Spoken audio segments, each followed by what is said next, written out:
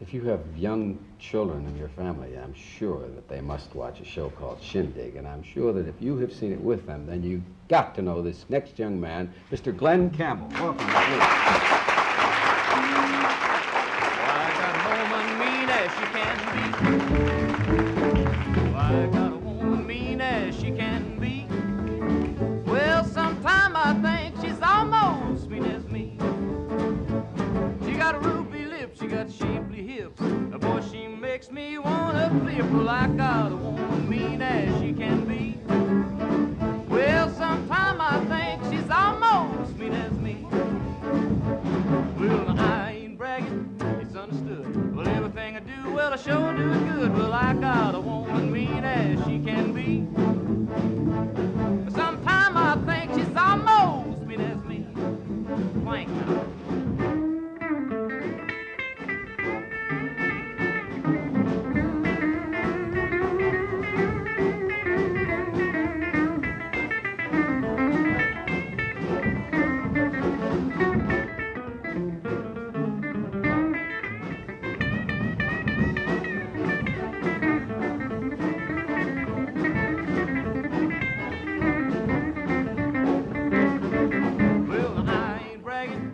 Understood. Well, everything I do, well, I sure like to do it. Well, I got a woman mean as she can be.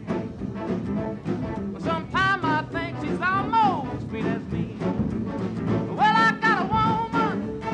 Well, I got a woman. Yes, I got a woman. Yes, I got a woman. Well, sometime I think she's almost mean as me.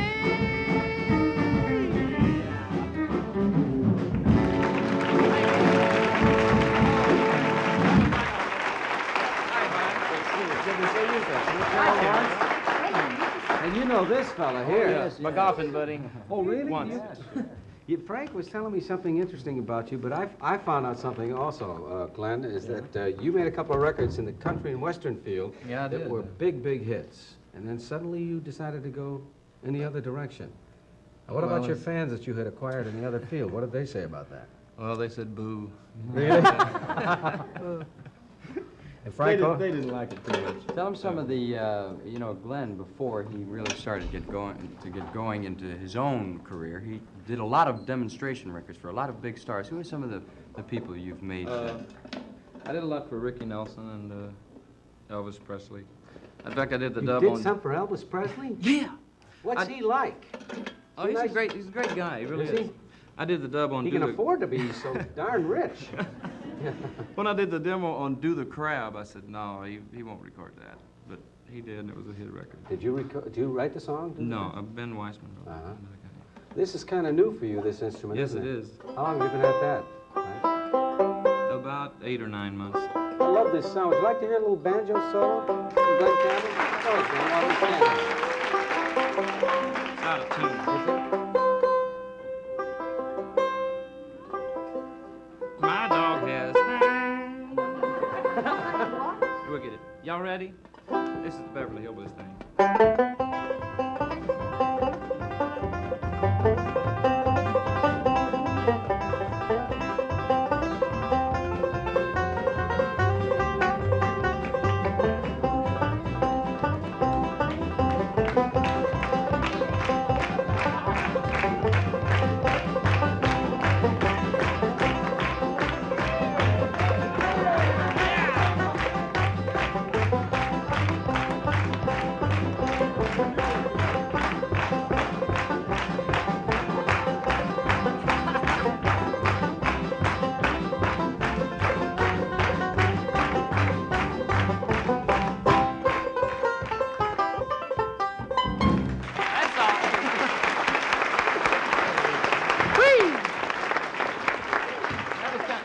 Funny, I was doing an album with the Kingston Trio at the Hungry Eye, and when I got through, I was so fascinated with this instrument. Well, I have been all my life, but just didn't take the time to learn to play it.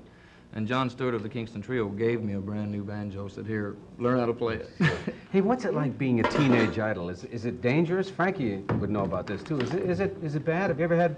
What do they do to you as kids when they finally catch up to you? Because, boy, they go crazy when they see you guys performing. I toured with the Beach Boys for about 6 months and taken one of the guys' place at was staying home writing an album and doing a new album. Mm-hmm. And I lost 2 watches, most of my hair, and 3 or 4 shirts. They tear your hair out? Yeah, they give me some hair, you know, or give me a finger, you know, or something like that. Next time we see you, you might look like Yul Brynner if you keep yourself. What's your next song, Dan? Universal Soldier, it's my new record. It's going to be a big hit, too, they say. I hope so, yes. Where are you from? What part of the country? Arkansas originally. Yeah, Hillbilly country. So here, it's Universal Soldier. Right. New record by Brand this new. young man. If I Glenn, take off.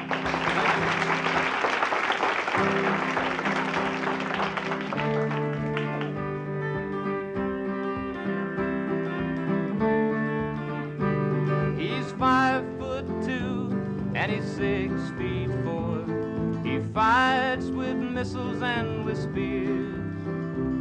He's all of 31 and he's only 17. He's been a soldier for 1,000 years. He's a Catholic, a Hindu, an atheist, a Jain, a Buddhist, a Baptist, and a Jew. He knows he shouldn't kill, but he knows he always will. Kill you, my friend, for me and me for you. He's fighting for Canada, he's fighting for France, he's fighting for the USA. He's fighting for the Russians and he's fighting for Japan, and he thinks he'll put an end to war that way. He's fighting for democracy, he's fighting for the Reds. He says it's for the peace of all. He's the one who must decide who's to live and who's to die, and he never sees the writing on the wall. But without him, how could Hitler have condemned him at Dachau? Without him, Caesar would have stood alone. He's the one who gives his body as a weapon of the war, and without him all this killing can't go on. Yes, he's the universal soldier and he really is to blame. His orders come from far away no more. They come from him and you and me, and brothers, can't you see? This is not the way we